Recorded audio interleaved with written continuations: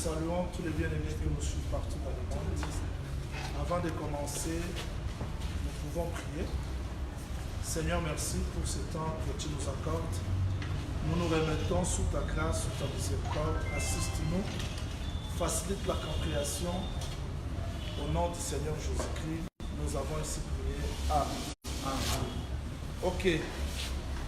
Nous prenons le premier texte qui va nous aider à comprendre ce que nous voulons étudier.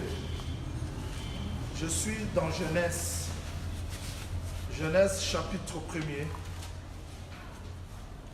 Genèse chapitre 1er. Je lis le verset 14. Dieu dit qu'il y ait de luminaires dans l'étendue du ciel pour séparer les jours d'avec la nuit, que ce soit des signes pour marquer les époques, les jours et les années.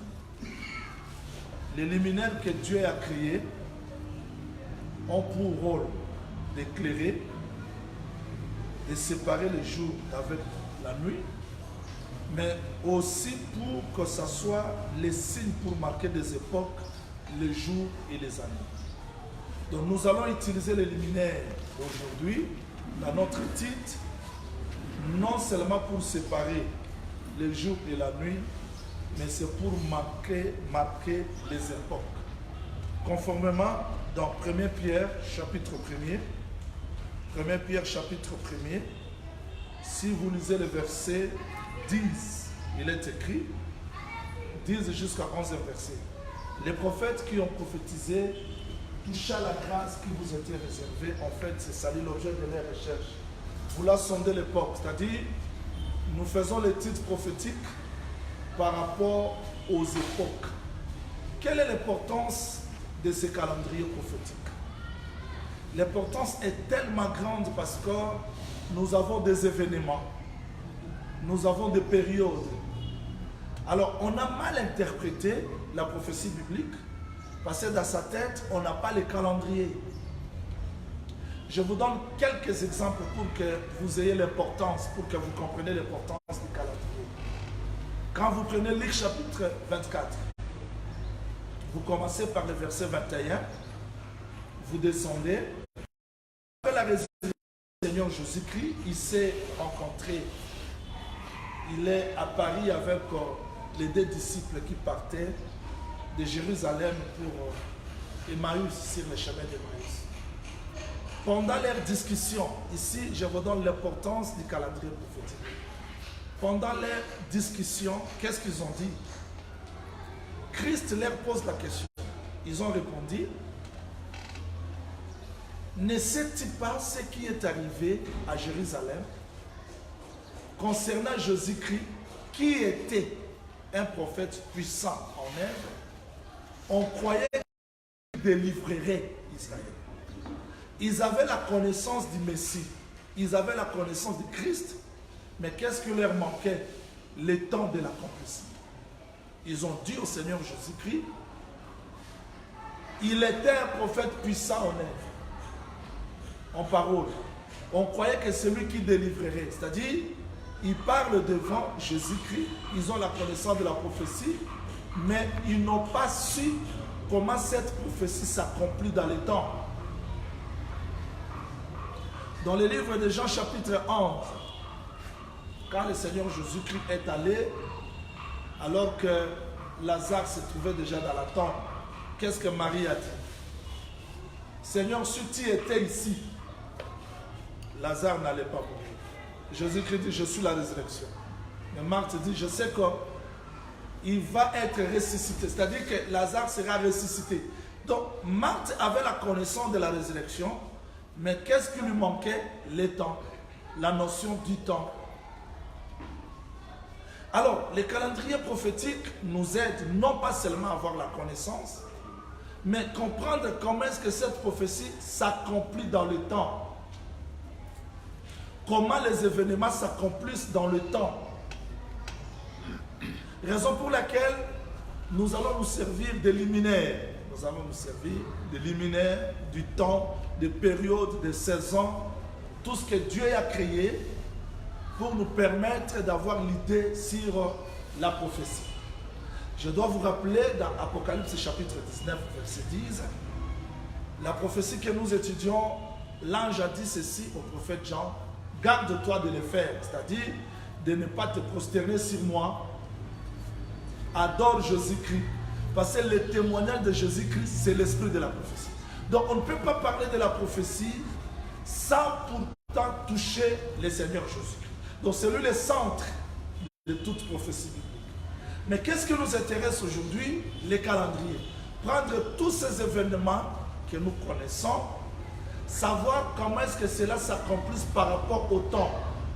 Et nous utiliser les luminaires, c'est-à-dire les temps, les saisons, les pluies, pour saisir les événements prophétiques. Ça ne sera pas difficile.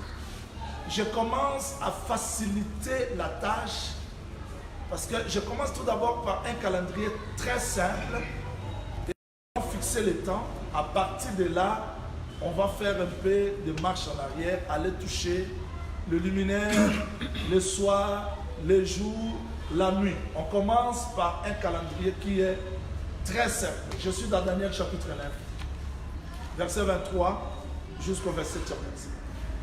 Daniel chapitre 9, verset 23 jusqu'au verset 14. Vous faites ceci. Daniel chapitre 9, verset 23 jusqu'au verset 14 provient de. Donc ce verset provient de deuxième chronique. Chapitre 36, verset 22-23.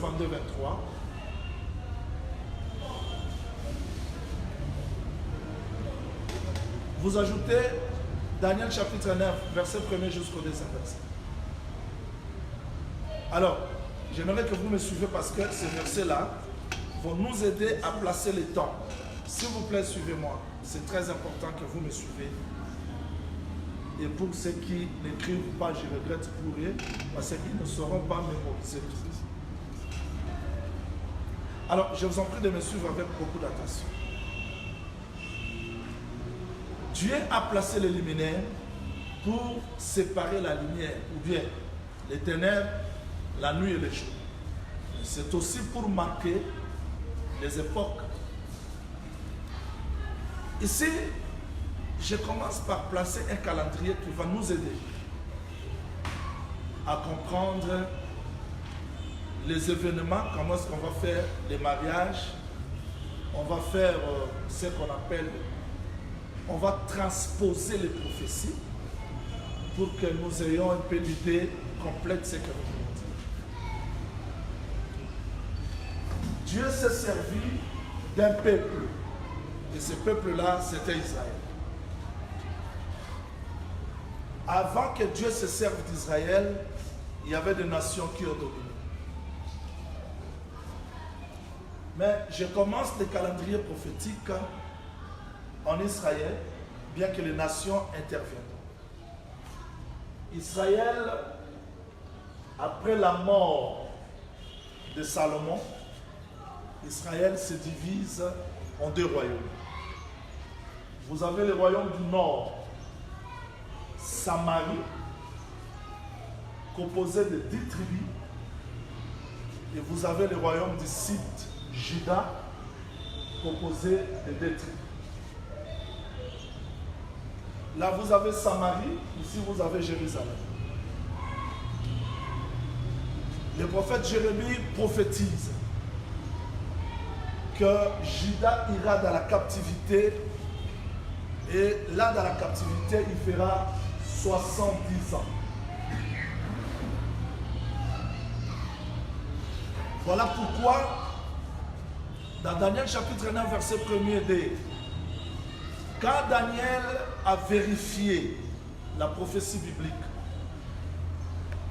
la prophétie faite par Jérémie, que leur déportation durerait 70 ans, il a recouru à la prière. Il a commencé à prier, à faire des supplications.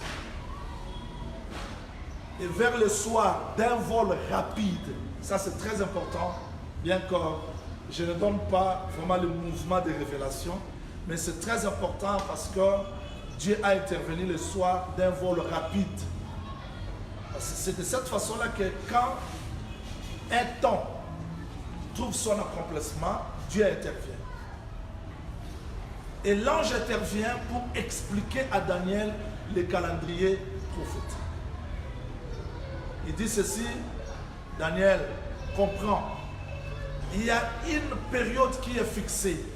J'aimerais que vous retenez ça bien. Une période qui est fixée pour ton peuple et pour la ville sainte. Et cette période-là, l'ange résume ça dans 70 semaines. Les 70 semaines, c'est vrai selon les autres traductions, elles ne parlent pas de 70, mais parlent de 490 ans. L'ange dit une période de 70 semaines est fixée pour ton peuple et pour la ville sainte. Pourquoi les 70 semaines fixées?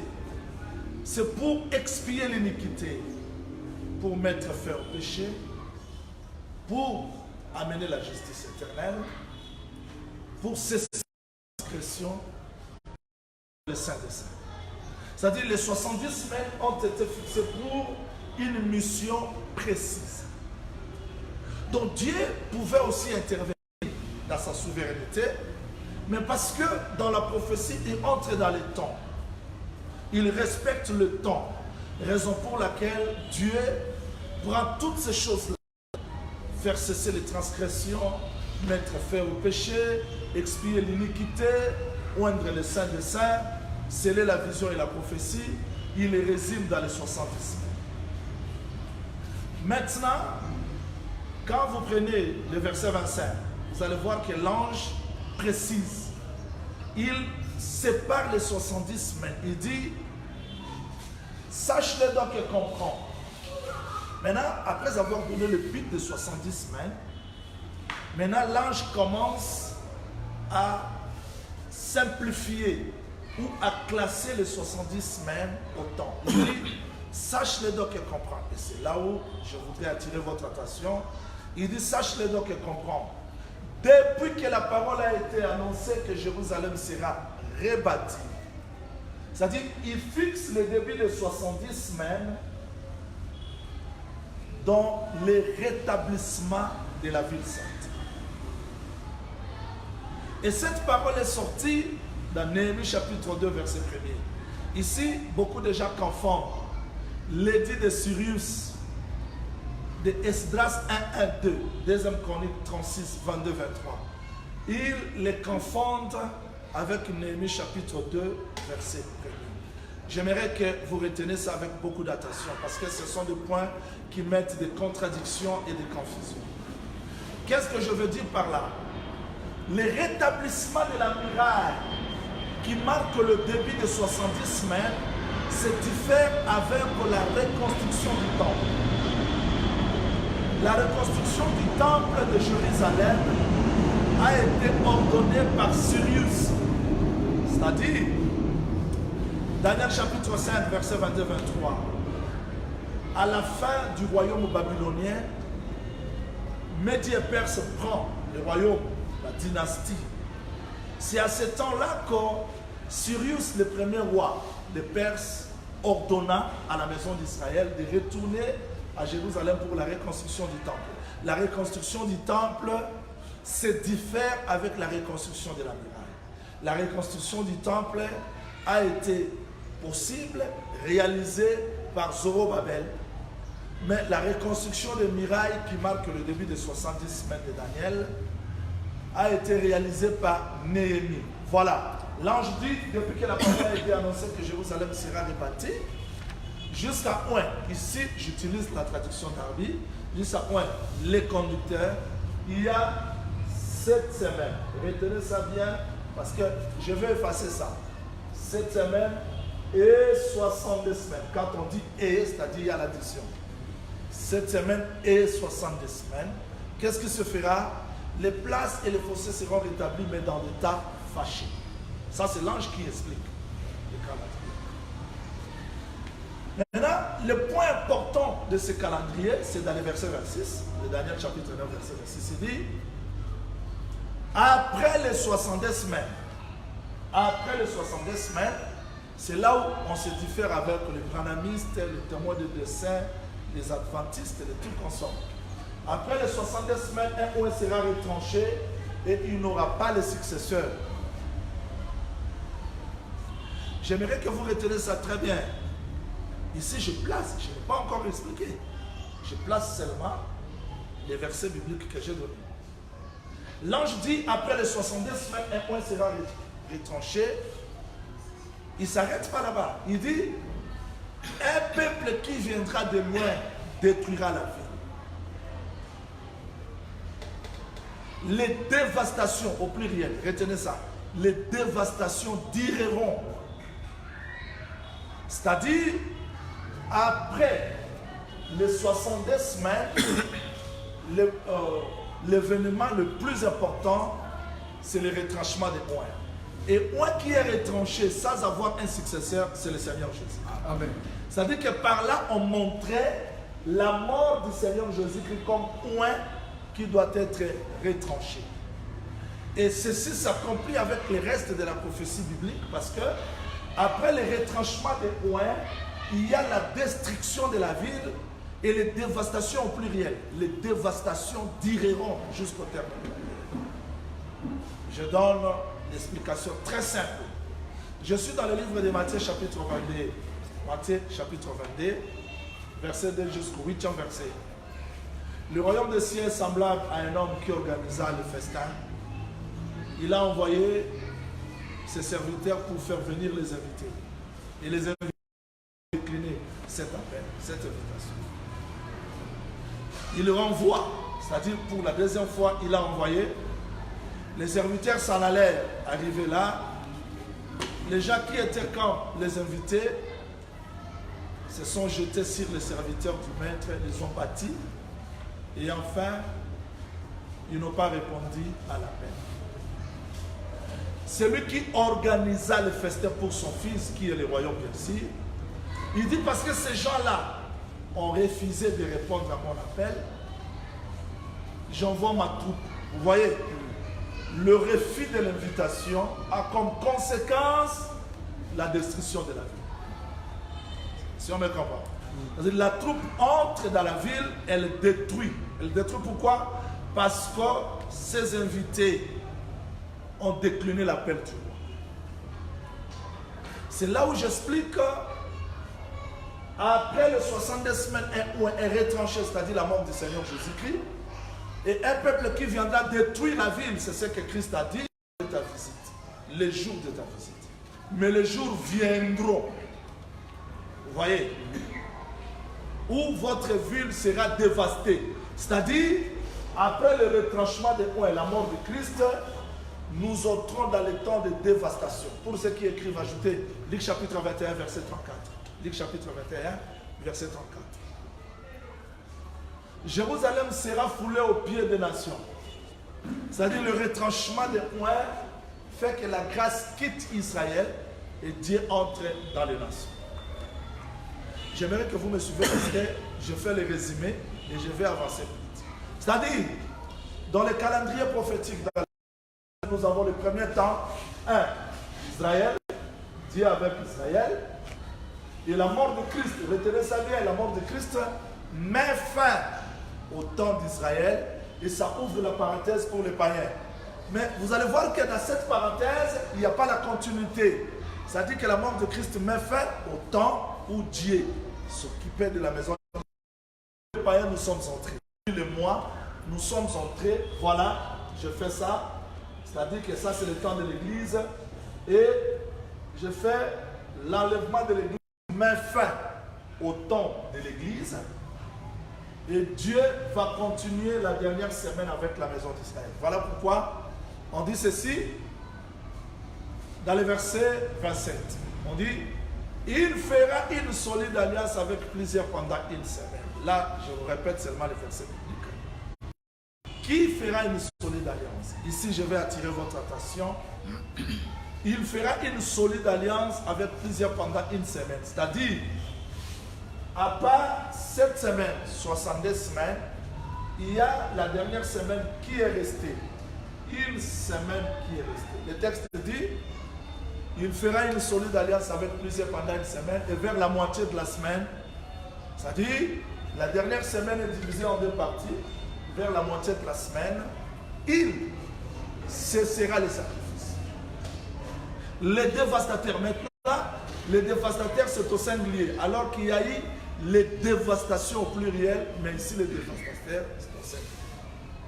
La dévastation, c'est-à-dire ici, la moitié de la semaine, le sacrifice est cessé et nous entrons dans la dernière moitié de semaine. J'aimerais que vous reteniez, parce que ça c'est le calendrier le plus facile. Retenez ça, je vais donner une pensée effacée et montrer dans un autre. Donc, nous allons étudier 3 calendriers et à la fin, on résume ça dans un calendrier. D'accord? D'accord? Je vais dire quoi au juste? Dans la dernière semaine, il y a première moitié, deuxième moitié. Pour ceux qui écrivent, ajoutez Daniel chapitre 12, verset 12. Daniel 12, 12. Ajoutez ça. Daniel 12, 12. Depuis le temps où cessera le sacrifice perpétuel et où sera dressée l'abomination du dévastateur, il y aura 1290 jours. C'est là où je vais maintenant expliquer dans un langage très simple. Les 70 semaines que nous étudions, ce ne sont pas les 70 semaines de jours, mais ce sont les 70 semaines d'années. Ézéchiel 4, 6, je te pose un jour pour une année. C'est-à-dire, si nous prenons un jour comme une année, c'est facile de considérer une semaine comme combien d'années? Une semaine comme combien d'années? 7 ans. Et c'est simple. Une semaine, c'est 7 ans. C'est-à-dire que quand nous étudions, il reste une semaine, ce n'est pas semaine de jour, mais ça reste combien? 7 ans. 7 ans divisé en 2 moitiés, c'est-à-dire il y a 3 ans et demi, 3 ans et demi. Ok? Maintenant, Daniel 12, 12 dit quoi? Depuis le temps où cessera le sacrifice perpétuel et où sera dressée l'abomination du dévastateur. L'abomination du dévastateur sera dressée où? Ne t'en faites pas. Si tu ne comprends pas, reste calme. Je place seulement le calendrier et je vais maintenant donner l'explication. Ne cherchez pas à me comprendre par vos efforts. Vous allez me comprendre parce que la première des choses que j'ai faites, c'est de placer le calendrier et maintenant commencer l'explication. Je termine à placer le calendrier comme janvier jusqu'au décembre. Après cela, je vais dire 16 janvier, il y a tel événement, 17 janvier. Ça, c'est, je termine tout d'abord le placement des calendriers. Tout le monde me comprend? Et ça, c'est un calendrier très simple. Le texte dit que depuis le temps où ce sera le sacrifice perpétuel et où sera dressée l'abomination du dévastateur. Quand est-ce que le sacrifice perpétuel sera arrêté et où sera dressée l'abomination du dévastateur? La réponse, on fait ça, Daniel 12, 12 égale à Daniel 9, 27. Égale à Daniel 9, 27, égale à 2 Thessaloniciens chapitre 2, 2 Thessaloniciens chapitre 2, verset 5 jusqu'au 7e verset. C'est-à-dire, depuis le temps où cessera le sacrifice perpétuel, ne cherchez pas à me comprendre, vous allez me comprendre. J'ai commencé par ce calendrier le plus facile pour qu'on avance petit à petit. Daniel 9, 27 dit quoi? Il fera une solide alliance avec plusieurs pendant une semaine et vers la moitié de la semaine, les dévastateurs brisera l'alliance. Vous voyez? Et le frère Paul explique ça d'une manière très simple. Il dit, en ce qui concerne notre réunion, Jésus-Christ, je ne veux pas que vous soyez dans l'ignorance d'une lettre, d'une inspiration qui semblerait venir de chez nous, comme si le jour du Seigneur était déjà là. Souvenez-vous de ces choses, je vous disais lorsque j'étais encore avec vous, le mystère de l'iniquité agit, il faut seulement que ceux qui les retiennent soient disparus. Alors, paraîtra l'ennemi que le Seigneur notre Dieu détruira. Il entrera dans les temples. Il va s'asseoir, c'est proclamant lui-même de 2 Thessaloniciens 2, 1, 5. C'est ça. C'est-à-dire que le frère Paul explique ce que Daniel a vu et ce que le prophète Jean aussi a parlé. C'est-à-dire, l'iniquité va se placer dans la moitié. Et Daniel 12 dit quoi? Il dit, depuis le temps où cessera le sacrifice perpétuel et où sera dressée l'abomination du dévastateur, il durera 1290 jours. Je vous pose un peu la petite question. On termine là. 3 ans et demi, c'est égal à combien de jours? 1260 jours. 1260 jours. Mais quand on dit, depuis le temps où cessera le sacrifice perpétuel et où sera dressée l'abomination du dévastateur, il y aura 1290 jours. 1290 jours. C'est-à-dire, à part les 1260 jours, il y a un ajout de combien de jours? 30 jours. 30 jours. Il y a un ajout de 30 jours. Donc nous disons 1260 plus 30 jours, il y a 1290 jours. Heureux ce qui arrivera et qui attendra les 1335 jours. C'est-à-dire, à part l'ajout de 30 jours, il y a l'ajout de 45 jours. C'est là qu'il y a une promesse de bienheureux, là où je veux placer le retour glorieux. Voilà, maintenant on a terminé le calendrier, je commence l'explication. Vous êtes? Merci. Oh, vous y êtes? Nous y sommes. Je vais expliquer ça maintenant dans un mot. Je vous en prie de me suivre ici avec beaucoup d'attention. Si j'explique lettre sur lettre, vous n'allez pas me comprendre. Mais je veux faire des illustrations. C'est ce que nous appelons, je veux broder. C'est-à-dire prendre plusieurs couleurs pour vous faciliter un peu la compréhension.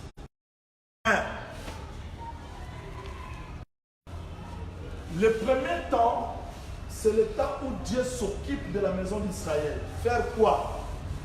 Reconstruire la muraille. Reconstruire tout.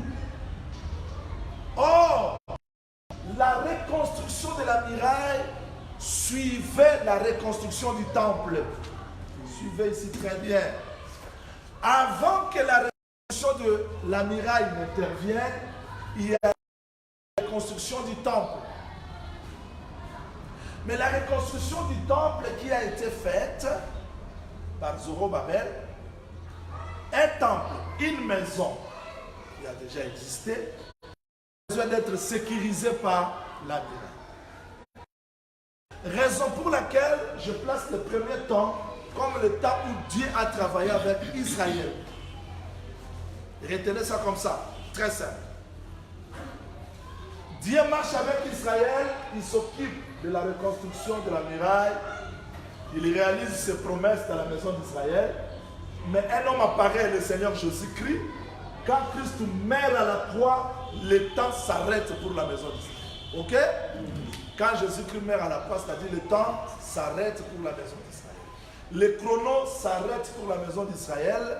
Maintenant, Dieu tourne vers les païens. C'est là où je place. Retenez, premier temps, Dieu travaille avec Israël. Deuxième temps, Dieu travaille avec l'Église. Qu'est-ce qui a introduit le temps de l'Église? C'est la mort du Seigneur Jésus-Christ. Ok. Maintenant, le temps de l'Église, Jésus-Christ travaille avec l'Église, mais ce temps prendra fin. Prendra fin quand celle-ci sera enlevée. L'enlèvement de l'Église des nations met fin à la dispensation, c'est-à-dire la grâce de Dieu sur nous les païens, et la grâce va retourner à la maison d'Israël. La grâce retourne dans la maison d'Israël à travers le message des deux témoins. Mais retenez ça très bien, quand la grâce rentre à la maison d'Israël, il faudra que le prophétie s'accomplisse dans la totalité. L'accomplissement de la prophétie veut dire il faut que la bête s'élève pour combattre. Et ce combat va nous amener dans une bataille qui est appelée la bataille d'Armageddon. Armageddon, c'est quand Christ va quitter le ciel, descendre sur la terre, combattre le faux prophète, la bête, pour établir son royaume. C'est-à-dire, nous avons 3 temps. Nous avons le temps d'Israël, nous avons le temps de l'église et il y aura aussi le temps où Dieu va s'occuper de la maison d'Israël. Remarquez, à la manière des hommes, c'est comme si nous avons 3 jours. Un temps où Dieu a travaillé avec Israël, un temps où il travaille aujourd'hui, et un autre temps qui va travailler demain. D'accord? On comprend ça très bien? C'est très simple. Maintenant, je vais prendre ce calendrier. Vous voyez ça? Le temps d'Israël, le temps des nations, le temps du futur. Ça, c'est comment? Horizontal. Hein? Je le fais maintenant d'une manière verticale. Parce que dans la prophétie, Dieu marche d'une manière horizontale. Il marche aussi. Ok? Mais retenez ça parce que je vais le résumer. Est-ce qu'on a bien compris ça? Amen. On a saisi ça? Amen. Je reprends. Ces 3 mouvements ici peuvent s'expliquer dans le corps de Moïse. Un exemple très simple. Dieu se sert de Moïse parce que Hébreu dit que Dieu parle tantôt d'une manière, tantôt d'une autre. Job plutôt. Et dans Hébreu, Dieu parle plusieurs manières. Je prends un Moïse. Moïse avec le souci de reconstruire la protection. Parce que la muraille, c'est la protection. Il vient chez ses frères. Écoutez-moi très bien. Moïse vient, il a vu un Égyptien qui battait un Juif. C'est-à-dire que l'esclavagisme était manifesté à ceci. Moïse frappe l'Égyptien. Il enterre dans la poussière. Il délivre. Mais Israël n'a pas compris ça. Il a vu les 2 Hébreux qui sont. Il apporte la paix, shalom. Mais ils ont dit non, non. Veux-tu me tuer comme cet Égyptien? Moïse a compris que mes frères ne m'ont pas compris. Qu'est-ce qu'il fait? Voilà. Moïse, c'était lui le temps. Est-ce qu'on me comprend? Amen. Amen. Moïse était le temps comment? Moïse était le temps comment? Prenons Exode. Moïse était le temps comment? Moïse était le calendrier comment? Exode chapitre 7.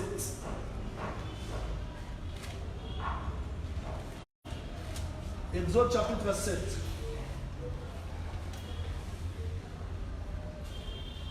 Verset 7.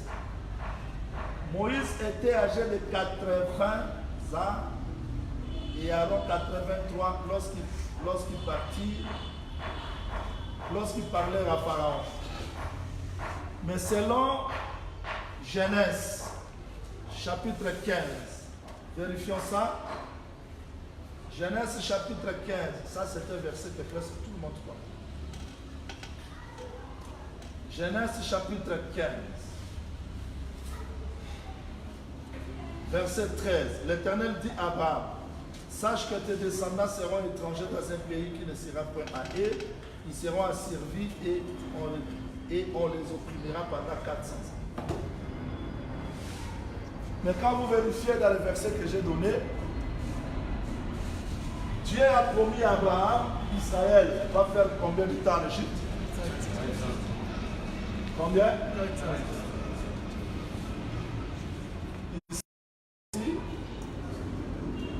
430 ans. Ça, c'est un rappel de tout le monde. Israël est sorti dans 430. Quand Israël sort dans 430, Moïse avait quel âge? 80. Maintenant, quand Dieu promettait 400 ans, Moïse avait quel âge? 50. Quand Israël a fait 430 ans, Moïse a 80. Quand Israël a fait 420, Moïse avait combien? 60. 410, Moïse avait combien? 400 ans, Moïse avait combien? Ok, donc quand Dieu parlait de 400 ans, on a vu un Moïse passer, Moïse était le jubilé. C'est-à-dire, lui était le calendrier. On n'a pas compris. On n'a pas compris. Sauf que Moïse, voilà, premier jour, il est chez ses frères qui ne l'ont pas compris. Il les abandonne, il fuit. Quand il avait 40 ans, quand il quitte Israël, il part chez Séphora. Est-ce qu'on me comprend? Moïse a fait 40 ans chez Séphora. Il a fait 40 ans chez Séphora. Il fera 40 ans pour le retour. Il y a 3 temps dans la vie de Moïse. Il y a hier, aujourd'hui, éternellement. Moïse, 40 ans. Serviteur. Moïse, 40 ans. Pasteur. Moïse, 40 ans. Prophète.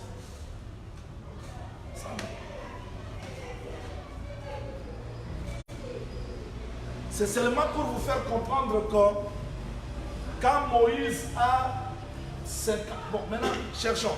50e année de Moïse, l'a trouvé où? Chez Séphora. Ça dit que quand Israël faisait 400 ans, il fallait qu'il sorte parce que Dieu avait promis. Mais parce que le 50e année, Moïse se trouve chez Séphora, ils doivent rester pour attendre jusqu'à ce que Moïse revienne. Est-ce qu'on comprend ça? Ça, c'est le calendrier. Maintenant, simplifions ça. Moïse, quand il fuit son peuple, il part chez Séphora. Au retour, pour retourner délivrer Israël, il ne part pas avec sa femme. Séphora est resté. Il part seul. Arrivé là-bas, Dieu lui donne Aaron. C'est-à-dire que le premier témoignage, il était seul. Israël ne l'a pas reçu. Deuxième témoignage, Moïse viendra avec Aaron. C'est ça le ministère de deux témoins. Et quand Moïse et Aaron arrivent, ils ne partent pas directement chez Pharaon. L'encre, Michel. Ils ne partent pas directement chez Pharaon. Ils vont aller faire le signe à la maison d'Israël devant les anciens. C'est ça les 144 000 membres. Et après cela, il va exercer le jugement pour sortir la maison d'Israël. C'est simple, non? Je peux effacer ça. Oh, Olivia a effacé. Je vais revenir. Est-ce que tout le monde a compris ça? Amen.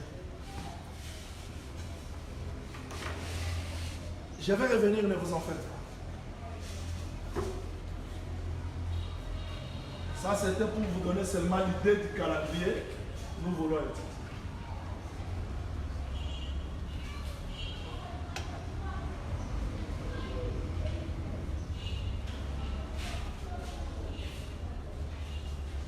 Voilà pourquoi ce calendrier, nous pouvons le résumer non plus d'une manière horizontale, mais verticale. Genèse 8, verset 22. Genèse 8, verset 22. J'explique ce calendrier maintenant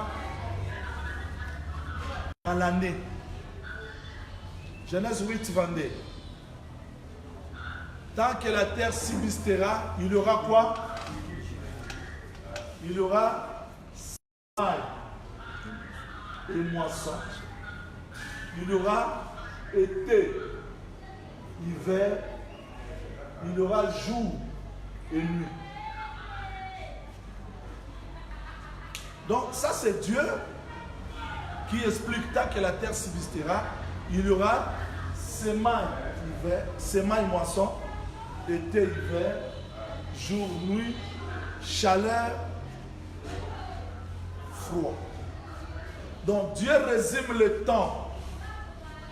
Dieu résume l'année dans les deux temps. Est-ce qu'on me comprend? Amen. Il y aura semaille et moisson, il y aura été, hiver, il y aura jour, nuit, il y aura froid et chaleur. C'est-à-dire, nous voulons maintenant prendre ces calendriers, les placer dans le semaille, moisson, été, nuit, chaleur, froid. C'est simple, je crois. nous faisons l'étude du calendrier prophétique. Ça, c'est pas moi qui l'ai dit. Dieu dit, tant que la terre subsistera, il y aura sémence et moisson, été, hiver. Ok? Oui.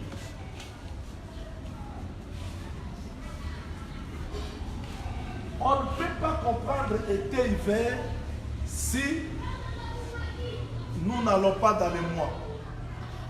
Nous avons premier mois, deuxième, troisième, quatrième, cinquième, sixième, septième, huitième, neuvième, dixième, onzième, douzième.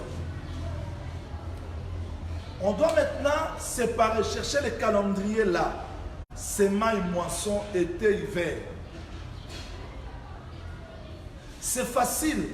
C'est facile comment? S'il faut séparer l'année dans deux, on fera comme ça. 6 mois et 6 mois. Proverbe nous aide que fourmis amassent au temps de l'été. Donc je comprends par là que l'été, c'est le temps de moisson. Tandis que l'hiver, c'est le temps de sémence. On comprend? Oh là là. On comprend bien. Été, c'est le temps de la moisson. Et hiver, c'est le temps de la sémence. C'est-à-dire, été, c'est le temps de la chaleur. Hiver, c'est le temps du froid. Été, c'est le temps du jour. Hiver, c'est le temps de la nuit. On me comprend? On simplifie, c'est pas grave. Mais quand nous entrons dans l'été, on trouve que dans l'été, il y a une autre saison qui se trouve dans l'été. Donc l'été est divisé en 2 saisons. Il y a été, il y a aussi quoi? Printemps. Et dans l'hiver, nous avons automne. C'est-à-dire, quand on parle de l'été, il n'y a pas seulement été, il y a aussi printemps. Et dans l'hiver, il y a aussi automne. D'accord? On va maintenant placer les calendriers prophétiques. On va maintenant placer. Et je vais rassembler le tout. Je donnerai maintenant le pourquoi de chaque mouvement. Le Seigneur dit, priez pour que votre fruit ne soit pas dans l'hiver. C'est-à-dire l'hiver, ça se trouve dans la Bible. Quand vous verrez les branches de figuier devenir tendres, vous saurez que l'été est proche. L'été se trouve dans la Bible. Ces prédicateurs-là sont de faux prédicateurs. Ils sont comme les arbres d'automne sans fruit. Automne dans la Bible. C'est-à-dire que le printemps se trouve aussi dans la Bible. Ok. Tant qu'il y aura été, tant qu'il y aura la terre, tant que la terre subsistera, il y aura quoi? Sémence et moisson. Ok. On peut maintenant consulter quelqu'un qui va nous aider à comprendre sémence et moisson signifie quoi. Jacques chapitre 5. Jacques chapitre 5, verset 7 jusqu'au 8e verset. C'est très simple. Vous allez comprendre parce que je vais simplifier. Le frère Jacques dit ceci, prenez patience, prenez patience. Prenez patience jusqu'à l'avènement du Seigneur Jésus-Christ. Voici le laboureur. Attend le précieux fruit de la terre, prenant patience à son égard, jusqu'à ce qu'il ait reçu le pluie de la première saison et de la guerre. Donc on peut maintenant expliquer, résumer l'année dans les 2 grandes pluies. Il y a la pluie de la première saison et la pluie de la dernière saison. Mais dans la pluie de la première saison, il y a les pluies. Et dans la pluie de la dernière saison, il y a aussi les pluies. Maintenant, on simplifie. Allons-y. Ne te force pas à me comprendre, tu ne comprends pas. Je termine le calendrier. Je vais maintenant les rassembler. Le calendrier que j'ai fait comme ça, celui que je fais comme ça, je vais effacer ça et rassembler ça. Ça sera très facile. C'est là où je vais sortir nuit, jour, de veille, tout comme ça. C'est très simple. Suivez. C'est-à-dire, en réalité, nous avons compris que pour que l'été nous donne les résultats, il faut que la terre reçoive quoi? Des pluies. Jacques chapitre 5, verset 7. Prenez patience, voici les laboureurs. Attends le précieux fruit de la terre, prenant patience à son égard jusqu'à ce qu'elle ait réussi. Le pluie de la première et de l'arrière saison. C'est très simple. C'est-à-dire qu'il y a des grandes pluies dans une année. Et plutôt, ces deux grandes pluies-là nous aident à s'aimer et à moissonner. Ok? On fait maintenant comme ça. S'il faut placer la pluie de l'arrière-saison, on va la placer où? Au temps de semailles ou de la moisson? Moisson. Au temps de la moisson. Au temps de la moisson, c'est-à-dire que la deuxième pluie c'est là. Et la première pluie c'est où? Si quelqu'un vous pose la question, par quelle formule magique vous avez trouvé ça? Donnez-lui des versets bibliques. Zacharie 10, 1, Osée 6, 2, 3. C'est presque partout dans la Bible. Je veux que vous reteniez ça. Pluie, saison, jour, nuit. Ça se fait comment? Je vous en prie, suivez-moi. Je vous en prie de me suivre ici avec beaucoup d'attention. On fait maintenant comme ça. Je ne vais pas expliquer les fêtes de l'Éternel pour ne pas compliquer les choses, hein? Mais je vais simplifier ça. Remarquez, 3 premiers mois forment la saison du printemps.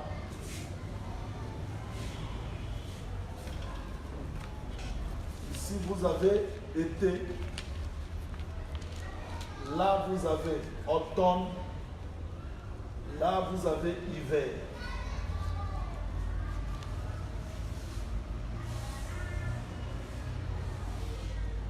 Vous allez remarquer que à partir du premier mois, c'est-à-dire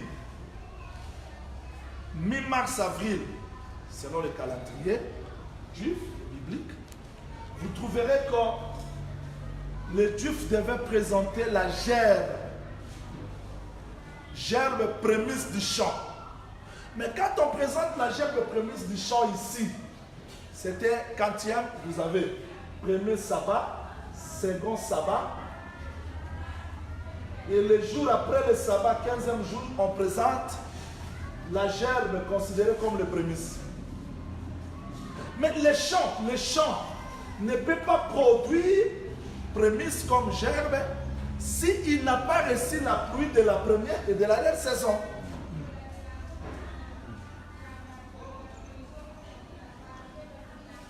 Maintenant, la gerbe qui est présentée ici, elle est présentée comme les représentants de tout le champ. Maintenant, pour clôturer la saison du printemps, on va amener encore les deux pains considérés comme les prémices. Retenez ça parce que j'explique ça maintenant dans les calendriers. Donc vous avez la terre qui a reçu la semence. Retenez ça bien, la pluie n'a pas commencé ici, mais la pluie a commencé là-bas. Je vais maintenant retourner dans les premiers calendriers. C'est-à-dire, ça c'est le temps où Dieu a visité la maison d'Israël. Ça c'est le temps d'Israël où la pluie tombait. Et là où on s'aimait. On ne comprend pas. Jean chapitre 4, verset 34 jusqu'au 37e verset. Jean chapitre 4, verset 34 jusqu'au 37e verset. Jésus-Christ dit ceci aux apôtres. Vous dites qu'il y a 4 mois jusqu'à la moisson. Là, il est dans 40e mois. Vous dites qu'il y a 4 mois jusqu'à la moisson. Il parlait où? Vous dites qu'il y a 4 mois jusqu'à la moisson. Donc Jésus-Christ respectait aussi le temps de la moisson. Oui. Quand il dit, il y a 1, 2, 3, 4 mois jusqu'à la moisson. Qu'est-ce qu'il a caché? On ne peut pas arriver à la moisson Si la terre ne reçoit pas la pluie du 3 mois, ça. Oh là là, c'est ça. Amos chapitre 4, verset 7, jusqu'on a vu un verset. Amos 4, 6, 7. Qu'est-ce qu'Amos dit? Je vous ai refusé la pluie 3 mois avant la moisson. Ça, c'est Dieu qui explique que pour qu'on arrive à la moisson, il faut qu'il y ait la pluie de 3 mois. Ça, c'est pas moi qui l'ai dit. Je ne raisonne pas. C'est le texte. Je vous ai refusé la pluie 3 mois avant la moisson. Un champ a reçu la pluie. Un autre champ qui ne l'a pas reçu, c'est-à-dire la pluie de 3 mois est refusée pour un champ, non pour un autre champ.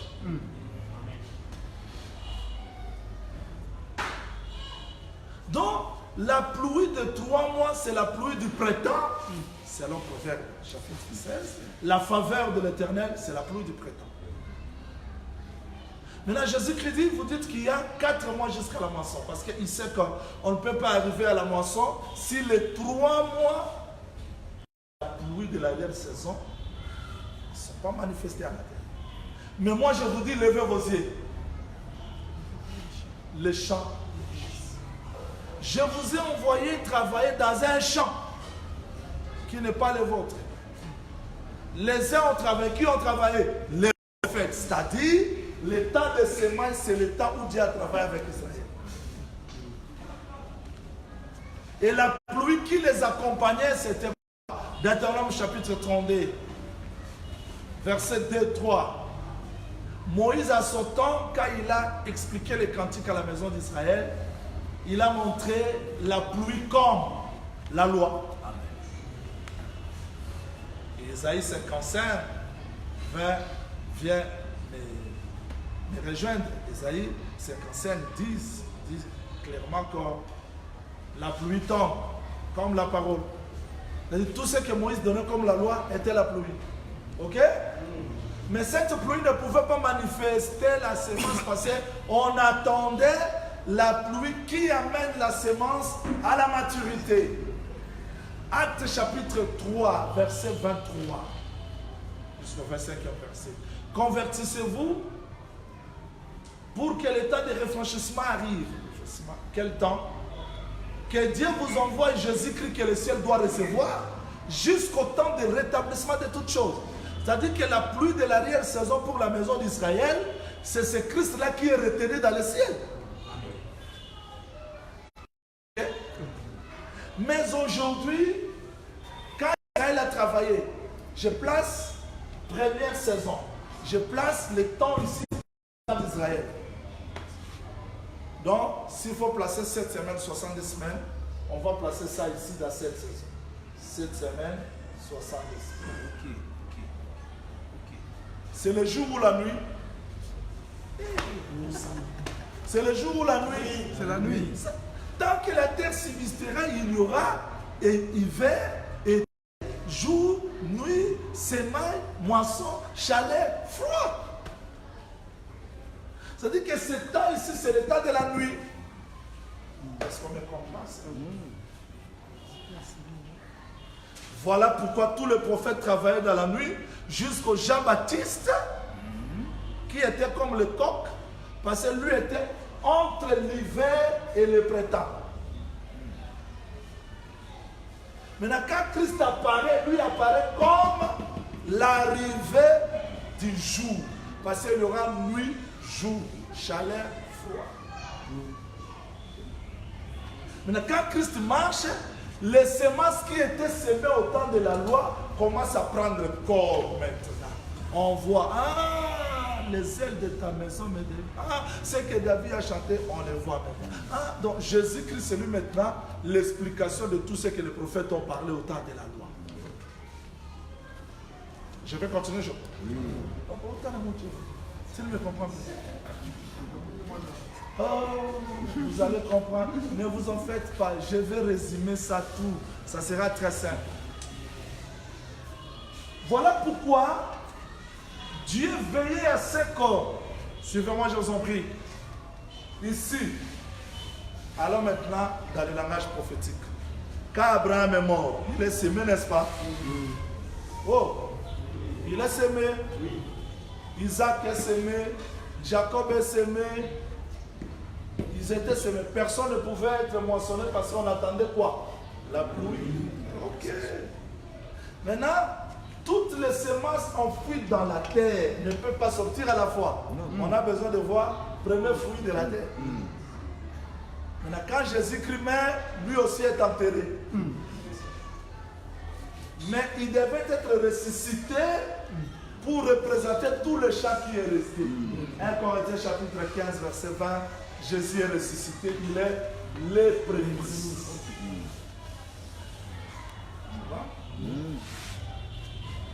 C'est-à-dire que Jésus-Christ est ressuscité, il est le prémisse. Vous voyez? Là maintenant, nous touchons le prémisse qui est la résurrection du Seigneur Jésus. Mais frère Paul ne s'arrête pas là-bas parce que la loi disait quoi? La loi disait quand le champ, suivez ça très bien, quand on prélève la gerbe qui doit être agitée, après 50e jour, on va porter le deux pains qui représentent aussi les prémices. J'aime l'ordre, j'aime l'harmonie prophétique. C'est ce que fait Paul dit. Jésus-Christ est ressuscité des morts, il est le prémices de ceux qui sont morts.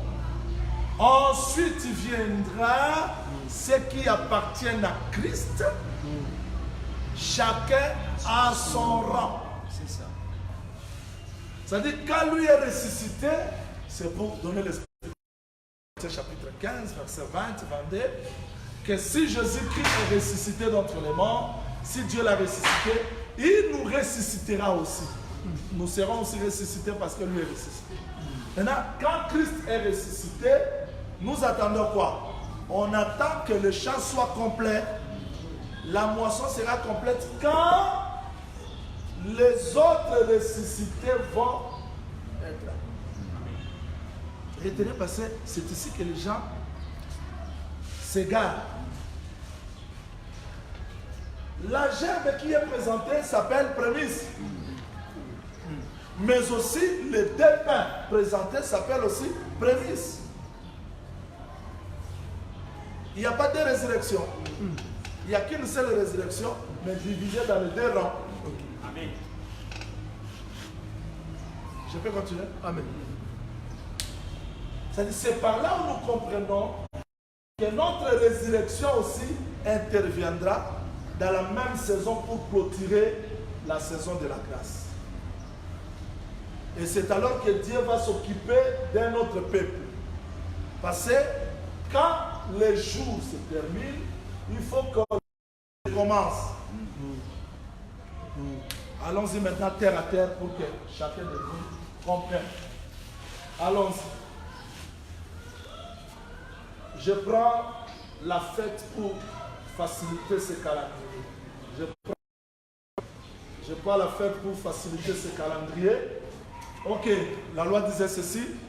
Vous êtes dans le premier mois, vous comptez le premier sabbat.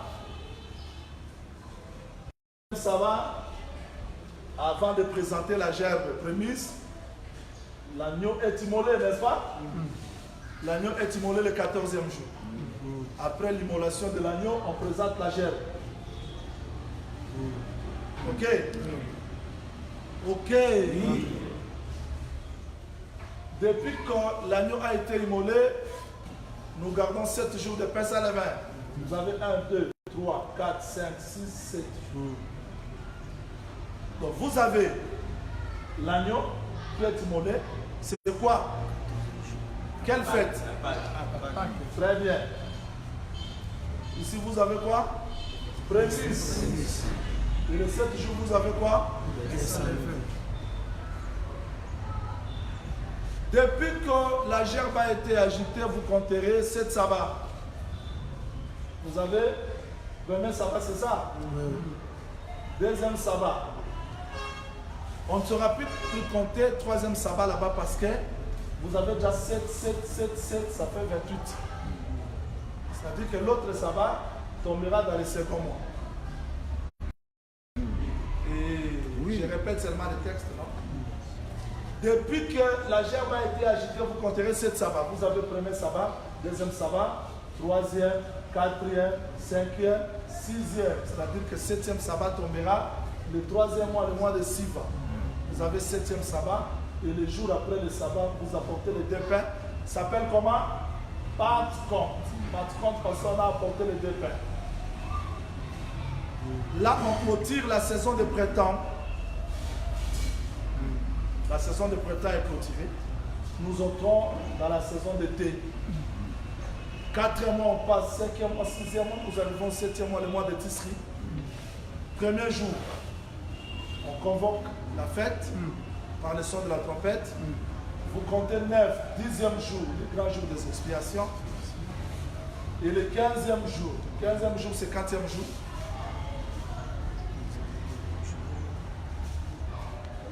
Le 15e jour, c'est 4e. Quand vous comptez 7, c'est 14. Le 15e jour, c'est le premier jour. Oui, c'est le 8e jour. Vous compterez 1, 2, 3, 4, 5, 6, 7. Et le 8e. Le 4e. C'est dur, hein? C'est dur, hein? Je vais maintenant simplifier. Ne vous en faites. Je vais simplifier tout ça dans un homme et on va retourner dans les calendriers. Prophète Jaouli, nous sommes pourquoi? C'est pas moi. Cherchons un exemple très simple que tout le monde comprend. Après cela, je vais... Ne vous en faites pas, tout le monde me comprendra. Je suis dans le livre de Genèse, chapitre 37, là où Joseph a rêvé. Je ne sais pas si vous avez... Qui peut lire Genèse 37, verset 1? Genèse 37. Qui peut lire ça? Je crois vous avoir déjà enseigné ça. On fait seulement un petit exercice. Allons-y. Genèse 37. Lisons notre Seigneur Jésus. Jacob t'aimera ton le... Genèse 37, c'est ça 37? Oui. Ok, allons-y. Jacob t'aimera au pays de Canaan où avait séjourné son père. Séjourné son père. Voici la postérité de Jacob. Voici la postérité de Jacob. Voici la postérité de Jacob. Allons-y. Joseph, âgé de 17 ans. Oh non.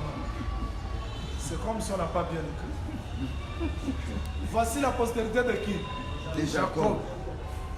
Et Joseph. Oh non. Voici la postérité de Jacob. Et Joseph avait combien? 17 ans. 17 ans. Voici la postérité de Jacob, 17. Non, ça ne nous dérange pas. Voici la postérité de Jacob, Joseph avait 17. Est-ce que ça a quel sens? Est-ce que quand on dit voici la postérité, mais pourquoi on commence par Joseph et on dit qu'il avait 17 ans? Ah, c'est Joseph avait 17 ans. Ça a quel sens? Cherchons une écriture pour nous aider à comprendre ça. Là, il faut que je puisse simplifier ça pour que tout le monde me comprenne.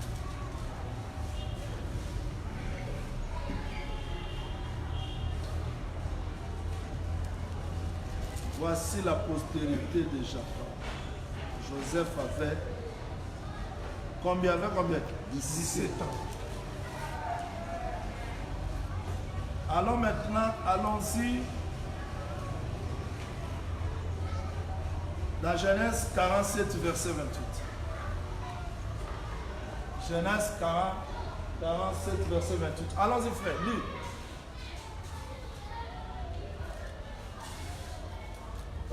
Verset 28. Allons-y.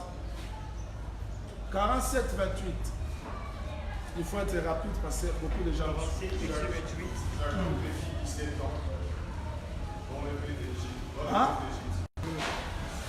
Et Jacob vécut combien d'années en Égypte? 17 ans. C'est-à-dire il y a un pourquoi. Joseph, quand il est présenté comme le fils de Jacob, voici la postérité de Jacob. Je vous fais entrer.